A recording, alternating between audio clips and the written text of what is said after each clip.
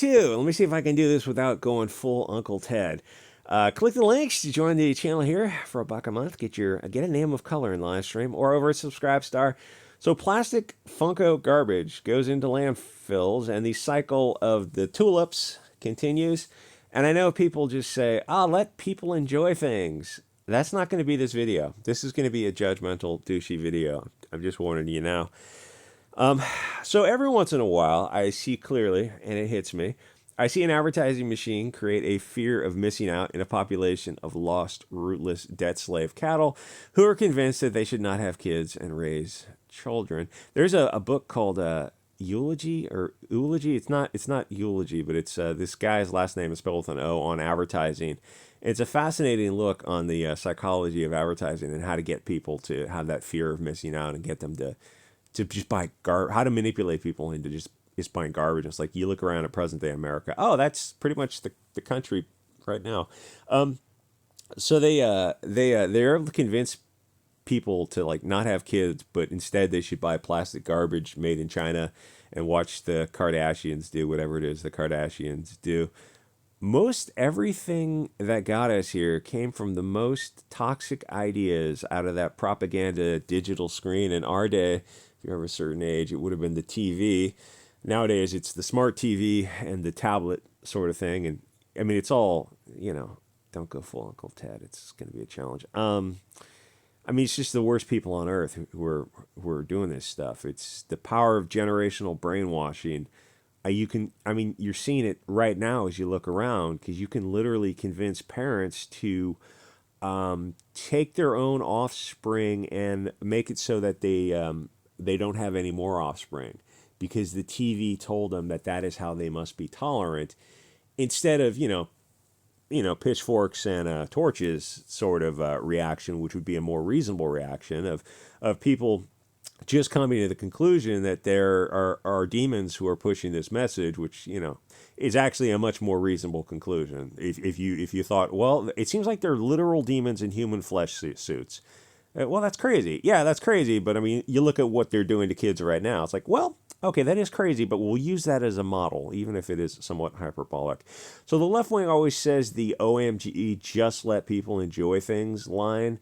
But think how subversive that ideology is. They can push their toxic propaganda, but we can't criticize it. Otherwise, we're istophobic. F that. Fudge that. That kind of cancerous, you can't swear on YouTube anymore, which honestly is for the best.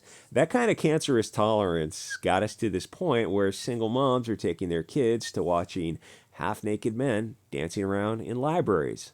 All this is actually happening. If you told me as a kid a long time ago that I would live to see this, I would have said you're crazy. Everyone would have said you're crazy. I mean, even a few decades ago, like, oh, they show you a picture of current day, and you say, no, get out of here, man. People would seek redress of grievance if they were doing this. It's like, well, that's how generational brainwashing works. It's the most powerful tool on earth. They also have a meme about we must not tolerate those who would become monsters, the Karl Popper bit of propaganda, which is stupid because they're, I guess, pointing to the far right. It's like, well, you can just erase this cartoon and swap out the far right for the far left, and the cartoon is the same meaningless bit of propaganda. Oh, I never thought about that. I didn't think anyone was actually going to challenge my ideas. Yeah, Popper, we know you're just a propagandist. So yeah, that's the left wing right now. Look what they're doing to kids. They're the monsters. And go, that's a far-right dog whistle if you don't want kids to be exposed to this degeneracy. Even using the word degeneracy is a far-right dog whistle.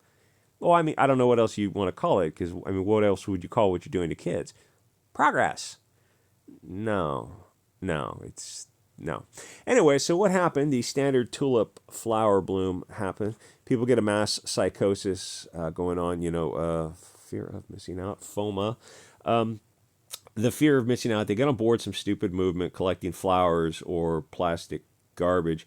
And, you think how ephemeral at least flowers are, but even plastic garbage is, really, it's like, what is it? And now that I think about it, I wonder if people ever get on board collecting something more tangible, stuff that's actually valuable. And then it hit me, I guess that would be the prepping movement. And so this is fascinating. Check this out. I'm a weirdo if I have a few $100 of rice and cans of vegetables. Say like $1,000 in long-term rice and beans. I mention rice all the time because it's a really long shelf life. Like it's going to last your lifetime as long as it's dry. That can feed my family with extras for the neighbors if they need it. That's a far right dog whistle, and Facebook warns people of being extremist preppers, of having a dangerous amount of rice stored up for emergencies. A dangerous 100 pounds of extra rice just sitting there menacingly. Instead, they should buy Chinese plastic garbage and store that Funkco garbage on their shelves. That's encouraged by the machine because they want you dependent on the state. And who's it? Black Pilled on Odyssey. He does live streams. There's hundreds of people in his live streams, and people just throw cash at that guy because he's saying stuff that you can't say on YouTube. You can't say anywhere else except on Odyssey, Shing, maybe a few other live streaming platforms. He did a great video on what happened with Hurricane Katrina and that Sports Center arena where everyone went there. I really in detailed video. The thing is, when the next Hurricane Katrina comes, or earthquake or whatever, instead of staying safe with your supplies and Liberty devices, they want you to go to a FEMA center where you'll probably get struggle snuggled and deleted. There's a video where the cops had some lady was up in her own. She had her supplies and she was set. And I think the cops kicked down the door and dragged her out, arrested her, and forced her to go to a FEMA center. And you look at that and you're like, that is an all-powerful state. That is, anyway.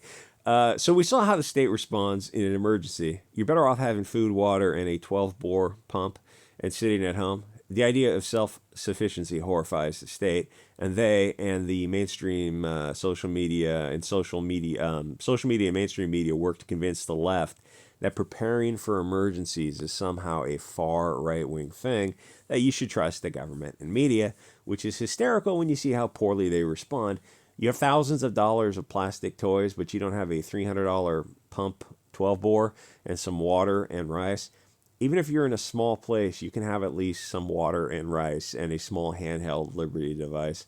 The media would present two rooms. One has the TV and the video game set up, the toys on the shelf, just the coomer consumer. I'm consuming. And the other's got a Liberty device and shelves full of rice, canned vegetables, and a few, other types of Liberty devices. And the media tries to convince you, one for every member of the household is what I'm trying to say. The media tries to convince you that one is normal and healthy and one is a far right-wing conspiracy. What are you collecting? Oh, these 20-pound bags of rice and the plastic buckets to store them in. What are you collecting? Funko Pop dolls? I'll stick with the rice. That's how powerful propaganda is that the media can tell you one thing is cool and like canned string beans are not cool. Canned string beans and white rice, beans and lentils and all that kind of stuff, those are very cool. And yes, I have all that stuff, and I do not have any plastic Funko Pop dolls. Anyway, so they were making and selling these Funko toys, and the boom cycle turned into a bust cycle, and it's cheaper to destroy the plastic toys in a landfill than to store them and sell them. Why not just ban all plastic toys in total? If you want to make a toy, make it out of wood or ceramic. At least those are natural materials. Remember when toys came from grandfathers carving a piece of wood? When toys were connected to the family, not plastic Chinese garbage that was sitting in a landfill for 20 years? Is it possible that we've gotten a little bit off track? And the Kotaku kids in the comments are blaming capitalism, and they're partially correct because laissez-faire capitalism just leads to predatory vultures. Everything needs to be managed to keep the parasites out.